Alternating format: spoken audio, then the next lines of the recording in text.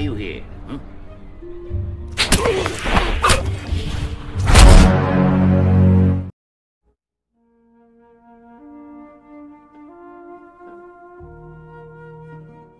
Awal film ini dibuka dengan seorang pria yang belum diketahui namanya sedang duduk menunggu di sebuah bandara yang sangat sepi. Kemudian datanglah seorang pria disabilitas bernama Smith dengan kursi rodanya. Mereka berdua terlibat percakapan yang cukup panjang tentang kejadian 20 tahun yang lalu yang diceritakan oleh pria misterius tersebut yang dia sebut dengan Kansas City Shuffle. Kisah tersebut tentang judi pacuan kuda yang terjadi 20 tahun yang lalu. Seorang dokter telah menyuntikkan doping ke salah satu kuda pacuan bernomor 7 pada balapan ke-10. Salah satu pelacur yang telah bermantap-mantap dengan dokter tersebut menceritakan hal itu ke orang-orang, hingga rahasia itu tersebar dan sampai ke seorang pria bernama Max. Tak lama kemudian, Max pamit ke istrinya untuk menonton pertandingan baseball bersama anaknya. Akan tetapi, dia malah ke arena pacuan kuda. Come on, baby, come on. Singkat cerita, kuda nomor 7 yang dipasang Max bertaruh itu tumbang sebelum sampai di garis finish.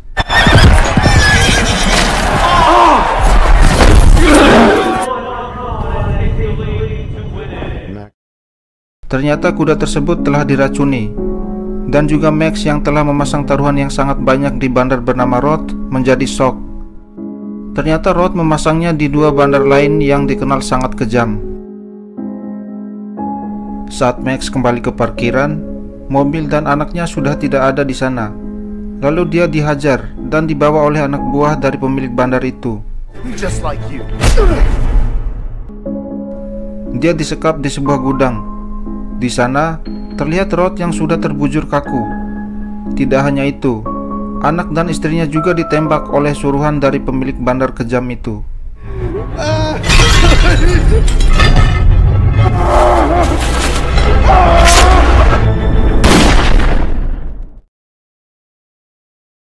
Oke, kembali ke masa sekarang. Ternyata, Smith juga mempunyai maksud lain, yaitu It's a Kansas City Shuffle. They look right. ya, dia menculik pria tersebut. Cerita berlanjut di sebuah apartemen ketika seorang pria bernama Slevin kedatangan tamu wanita bernama Lindsay ke kamar apartemen itu. Namun sang wanita terkejut saat Slevin membukakan pintu, karena semestinya kamar apartemen itu milik orang lain bernama Nick Fisher. Mereka berdua terlibat perbincangan yang cukup menarik dan panjang. Slevin mulai bercerita mengenai kesialan bertubi-tubi yang menimpanya, dimulai dari kehilangan pekerjaan, apartemennya yang rubuh, kekasihnya yang berselingkuh dengan pria lain, sampai dia yang dirampok di perjalanannya ke apartemen temannya yaitu Nick. Telepon dari apartemen itu berbunyi. Slevin yang mengangkat telepon tersebut tidak mendapat respon dari penelpon. Setelah ditelusuri, ternyata itu adalah telepon masuk dari sebuah hotel. Setelah mengetahui hal tersebut, Lindsay pamit untuk kembali karena dirinya harus bekerja. Lindsay tiba-tiba kembali masuk karena dia lupa membawa gula yang dia minta dan tidak sengaja melihat burungnya Slevin. Tak lama kemudian, pintu apartemen kembali diketuk oleh orang. Mengira itu adalah Lindsay, Slevin dengan semangat membukakan pintu. Namun yang datang merupakan dua orang pria yang langsung menyambutnya dengan cekikan dan makian. Merasa dirinya tidak bersalah, Slevin mencoba menjelaskan kepada dua orang tersebut bahwa dirinya bukanlah Nick, si pemilik apartemen. Namun dia hanya kebetulan berada di sana. Merasa Slevin hanya membela diri, kedua pria tersebut tetap membawanya kepada bos mereka karena diyakini Slevin memiliki hutang kepada bos mereka. Motherfucker. All I know is the boss slides me this here drink. Say something else. Di sini mereka tidak mengetahui bahwa itu bukanlah Nick. Ketika Slevin menemui si bos di ruangan pribadinya, mereka terlibat percakapan tentang negosiasi hutang yang dimiliki Nick Fisher, sang pemilik kamar apartemen. Sebagai gantinya, si bos memberikan misi kepada Slevin untuk membunuh anak dari musuh bebuyutannya, yaitu Shirabi, yang bernama Piszczok di seberang tempat tinggalnya, yang diyakini telah terlebih dahulu membunuh anak si bos. That was my son, I guess I did. Dan ternyata Smith juga ada di ruangan pribadi si bos. I'm gonna kill somebody. Sesaat setelah keluar dari markas si bos, Slevin yang telah diawasi anak buah Shirabi kemudian dipaksa kembali ikut dengan mereka untuk menuju markas Shirabi. Like I said, I don't know. Dan kembali menegosiasikan hutang Nick Fisher yang ternyata juga memiliki hutang kepada Shirabi. Lalu Slevin pergi, dan ternyata Smith ada di ruangan pribadi Shirabi juga. Singkat cerita, setelah kembali ke apartemen, Slevin menceritakan semua kejadian yang menimpanya kepada Lindsay. Lindsay juga bercerita bahwa dia sudah mengetahui orang yang menelpon ke kamar apartemen Nick tadi dari temannya yang bekerja di hotel itu.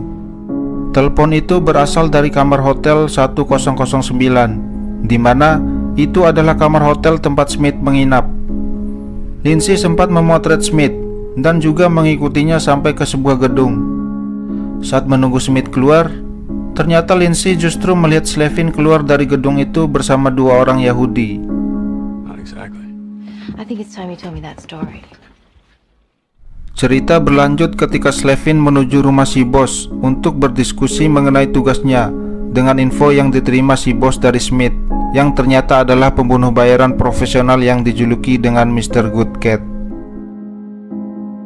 Akhirnya Slevin menerima tawaran si bos karena merasa dirinya tidak mungkin kabur dari belenggu gangster di kota tersebut. Setelah negosiasi itu selesai, Smith akhirnya menampakkan dirinya di depan Slevin. Excuse me.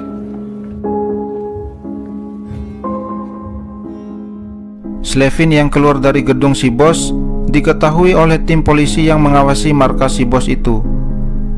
Lalu anggota polisi lainnya datang memberikan informasi kepada atasannya bernama detektif Brikowski bahwa Mr. Goodcat atau Smith sedang berada di kota ini.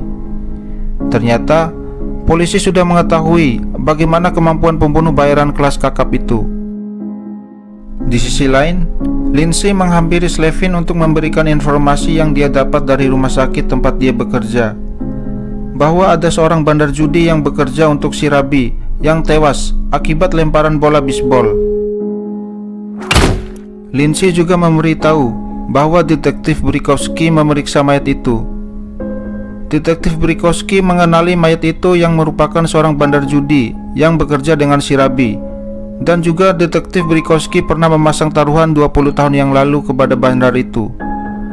Sebelum kembali bekerja, Lindsay mengajak Slevin untuk makan malam dengannya nanti malam. Singkat cerita, malam pun tiba. Lindsay dan Slevin makan malam di restoran yang biasa Piszczok datangi. Di sana, terlihat Piszczok sedang makan dengan dikawal oleh dua bodyguardnya yang merupakan mantan Mossad atau mantan militer khusus Israel. Dan juga terlihat detektif Brikowski bersama rekannya sedang mengawasi mereka dari sisi lain. Slevin mengikuti Piszczok yang akan menuju ke toilet. Begitu juga detektif Brikowski dan pengawalnya Piszczok. Di sini Slevin berhasil menggoda Piszczok yang merupakan seorang gay atau homo dan berencana akan bertemu lagi esok hari di apartemen milik Piszczok. Slevin dan Lindsay kembali ke apartemen. Lalu Slevin masuk ke kamar Lindsay untuk mengganti olinya yang mulai mengering.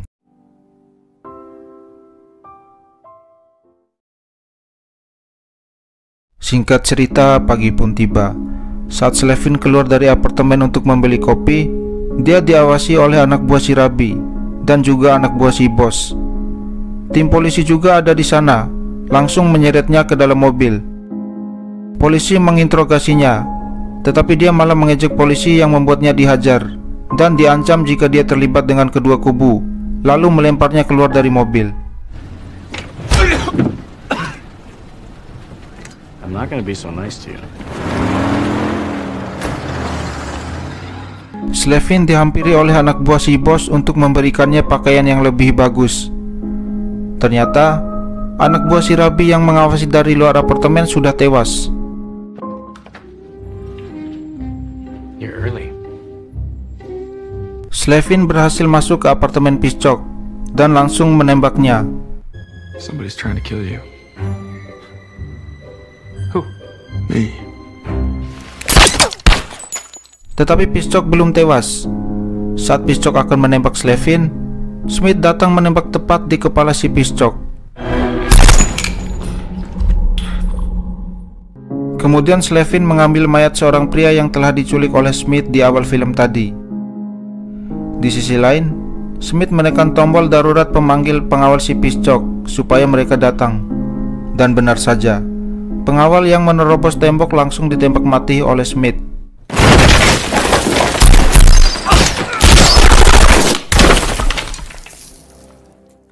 Sebelum menghancurkan tempat itu, Slevin mengganti jam tangan miliknya dengan jam tangan milik pria yang diculik oleh Smith. Tujuannya adalah agar orang-orang termasuk Lindsay mengira itu adalah mayat Slevin.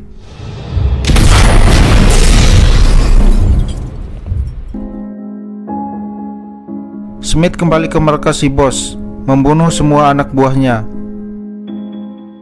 Di tempat lain, Slevin menuju tempat si Rabi untuk membayar hutangnya. Ketika si Rabi membuka koper, tiba-tiba Saul's dead. Singkat cerita, si Rabi disekap di ruangan pribadinya si bos. Si Rabi mengakui kekalahannya kepada si bos. Tetapi ternyata si bos juga disekap, sama seperti dirinya. Si bos menuduh bahwa anaknya telah dibunuh oleh si Rabi. Tetapi si Rabi membantah. Lalu si bos mengatakan bahwa anak si Rabi telah tewas juga oleh pembunuh bayaran yang telah disewanya. Si Rabi awalnya tidak percaya, sampai akhirnya dia melihat senyuman si bos yang merasa puas akan balas dendam atas kematian putranya dulu. Lalu Slevin datang menjelaskan semua yang terjadi. Dimulai bagaimana Slevin dan Smith mendapatkan nama seseorang yang harus ditumbal di dalam buku milik masing-masing bandar yang bekerja dengan si bos dan si Rabi. In books.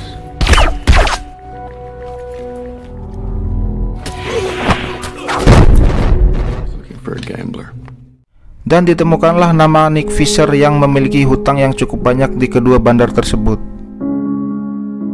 Lalu Smith menculik Nick Fisher, seperti yang terlihat di awal film tadi. Sedangkan di tempat lain, Slevin menembak anaknya si bos hingga tewas. Si bos mengira bahwa yang membunuh anaknya adalah si Rabi. Lalu dia menyewa Smith untuk membunuh anak si Rabi sebagai pembalasan. Smith meminta si bos untuk membawa Nick Fisher sebagai bagian dari rencananya. Setelah itu, Smith menghampiri si Rabi untuk memberitahu bahwa dia dibayar oleh si bos untuk membunuh anaknya. Lalu si Rabi menawarkan akan membayar 2 kali lipat dari si bos jika Smith bisa membunuh si bos. Setelah negosiasi selesai, Smith meminta si Rabi untuk membawa Nick Fisher sebagai bagian dari rencananya.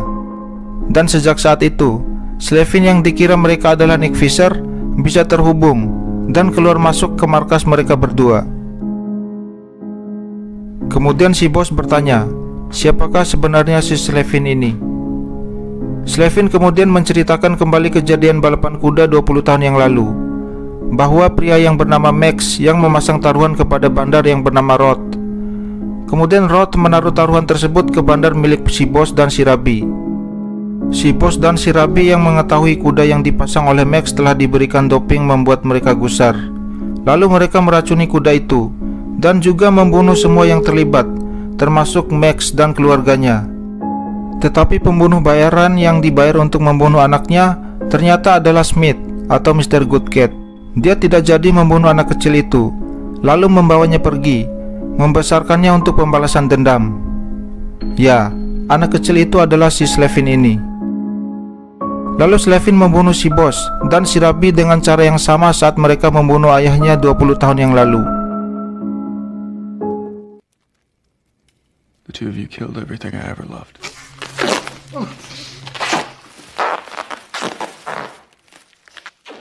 Di tempat lain, Detektif Brikowski memeriksa mayat yang tewas bersama Piscok tadi. Lindsay mengira bahwa itu adalah Slevin karena jam tangannya sama persis seperti yang dipakai oleh Slevin. Sesaat setelah Detektif Brikowski pergi, Smith datang untuk membunuh Lindsay karena dia pernah mengintai dan memotret Smith. Detektif Brikowski yang berada di dalam mobilnya menerima telepon dari rekannya. Rekannya menceritakan tentang keterlibatan si bos dan si Rabi dengan balapan kuda 20 tahun yang lalu yang menyebabkan banyak orang terbunuh. Slevin yang berada di kursi belakang mobil langsung menodongkan pistol lalu menembaknya. Karena faktanya, Detektif Brikowski ini juga bekerja dengan kedua bandar tersebut, dan dia jugalah yang menjadi eksekutor ibunya Slevin.